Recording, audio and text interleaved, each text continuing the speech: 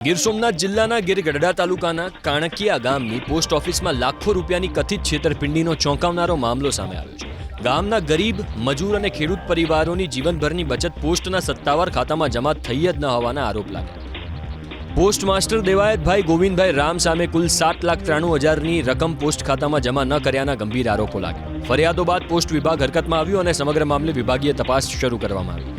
ગામના અનેક થાપણદારોએ post master Devayatbhai Govindbhai Ram સામે તેમની જમા કરાવેલી રકમ પોસ્ટના સત્તાવાર ખાતામાં જમા ન કર્યાનો આરોપ લગાવ્યો।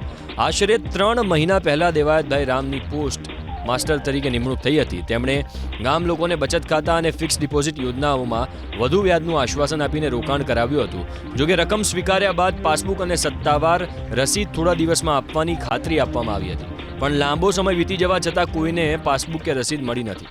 પીડિતોનું કહેવું છે કે પોસ્ટ માસ્ટર સતત બહાના બતાવતા રહ્યા, બાદમાં ઓફિસમાં આવવાનું બંધ કરી દીધું અને હાલ તેમનો ફોન પણ બંધ આવે છે। સમગ્ર ઘટના સામે આવતા પોલીસે પૂછપરછ શરૂ કરી। અમારા મૂકેલા 1,30,000 રૂપિયા હતા। 5 વર્ષની મુદત પૂરી થઈ એટલે પછી પાકે એટલે કે સાહેબ કે તમે 1 વર્ષની મુદતમાં મૂકી દો, એટલે હું તમારું કાગળિયાનું પાછો લેતા આવી। આ વાત થઈ એ પછીના દેખાતા નથી। ઓછા 10 થી 15 જણાના પૈસા છે।